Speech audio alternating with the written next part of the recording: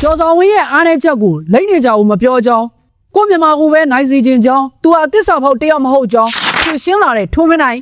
မင်္ဂလာပါပရိသတ်တို့ရေ The Imagination Fee ကနေကြိုးဆိုပါရယ်ထွန်းမင်းနိုင်ဟာပြီးခဲ့တဲ့ One Friday Fight 146မှာတရုတ်ဖိုက်တာကိုသူ့ရဲ့ပထမဆုံး One Championship ပွဲမှာတီကိုနဲ့အနိုင်ယူနိုင်ခဲ့ပါတယ်သူဟာမြန်မာလက်ဝိတ်ကန်ဝင်ကြီးထွန်းထွန်းမင်းရဲ့ညီရင်းတယောက်လည်းဖြစ်တယ်မျိုးရိုးအရာမညံ့တဲ့အတွက်မြန်မာပရိသတ်တွေတော့ One Championship မှာနောက်ထပ်အောင်မြင်လာမဲ့မြန်မာဖိုက်တာတဦးဖြစ်လာဖို့မျှော်လင့်နေကြပါတယ်ပြီးခဲ့တဲ့တရုတ်ဖိုက်တာနဲ့ပွဲမှာသူ့ရဲ့အရေးချင်းအစစ်မှန်ကိုထင်ထင်ရှားရှားမတွေးလိုက်ရတဲ့အတွက်အနိုင်ရယူနိုင်ခဲ့ပေမဲ့သူ့ရဲ့အလားအလာကိုအကဲဖြတ်ဖို့လုံလောက်တဲ့အချက်လက်အထောက်အထားမပြည့်စုံခဲ့ပါဘူးဒါကြောင့်မို့မြန်မာပရိသတ်တွေဟာအလားအလာကောင်းလာတဲ့ကျော်ဆောင်ဝင်းကိုအများကြီးမျှော်လင့်ထားပြီးကျော်ဆောင်ဝင်းနဲ့ပတ်သက်လာရင်ထိလေရှလေဖြစ်လာပါတယ်ကျော်ဆောင်ဝင်းကထွေးမနိုင်တို့ကလပ်ကလိမ့်နေကြနဲ့ထိုးဖို့အကြောင်းဖန်လာခြင်းကပြဿနာရဲ့အစလို့ပြောရပါလိမ့်မယ်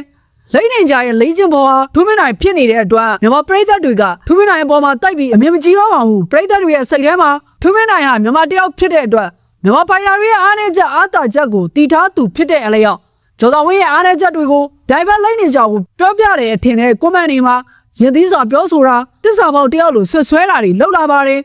ဘိုးဆိုးတာကထွေးမနိုင်ရဲ့ဆရာအိုဘာတီပါလာတဲ့အတွက်ထွေးမနိုင်ဟာထွက်ရှင်းလာရပါတယ်ကျွန်တော်သစ္စာပေါက်တယောက်မဟုတ်ပါဘူးကျွန်တော်စိတ်ထဲမှာလေကိုမြန်မာကိုပဲနိုင်စေချင်တာပါလိမ့်နေကြတဲ့ကဝမ်းမှာမထိုးခင်3နှစ်လောက်ခရဲကအတူတူလေ့ကျင့်နေတာပါကျော်ဆောင်ဝင်းနဲ့ထိုးရမယ်ဆိုမှထပ်ပြီးလေ့ကျင့်တာမဟုတ်ပါဘူးလိမ့်နေကြတဲ့သူတွေကညီကိုလိုဖြစ်နေတဲ့အတွက်လေ့ကျင့်နေရတာပါပရိသတ်တွေထင်တယ်လို့လိမ့်နေကြကိုလည်းဘာလို့အချက်မှမပြောကြောင်းသူ့အနေနဲ့ကိုမြန်မာကိုပဲနိုင်စေချင်ကြောင်းရိုးသားစွာဖွင့်ချပြောကြားလာပါတယ်ဒါကတလေအချင်းချင်းအကြောင်းအရာတွေတိုက်ဆိုင်သွားတဲ့အခါအထင်လွဲမှားမှုတွေကဖြစ်တတ်တဲ့အတွက်အလွန်ကြုံမဖြစ်ဖို့ဂယူဆိုင်ဖို့တော့လိုအပ်ပါတယ်ထွေးမနိုင်ကမြန်မာဖိုင်တာတယောက်ဖြစ်တဲ့အတွက်ပရိသတ်တွေကတော့သူ့ပွဲမှာလည်းတပြားမလျော့အားပေးခဲ့ကြတာပါနောက်ထပ်ပွဲတွေမှာလည်းပရိသတ်တွေကတော့ထပ်ပြီးအားပေးနေအောင်ပါကျော်စော်ဝင်းဟာမနှပြမှာလိမ့်နေကြတဲ့ထိုးမှာဖြစ်တဲ့အတွက်ကျော်စော်ဝင်းဟာမနှပြမှာလိမ့်နေကြတဲ့ထိုးမှာဖြစ်တဲ့အတွက်မြန်မာပရိသတ်တွေအပြင်ဝမ်းမှာထိုးနေတဲ့မြန်မာဖိုင်တာတွေလည်းအားပေးကြဖို့ရှိပါတယ်ဒီပွဲဟာကျော်စော်ဝင်းအတွက်အရှိန်နဲ့ပြေးနေတဲ့လမ်းကြောင်းမှာနောက်တော့မြန်တော့မြင့်နိုင်ဖို့အတွက်မဖြစ်မနေနိုင်ဖို့လိုအပ်နေပါတယ်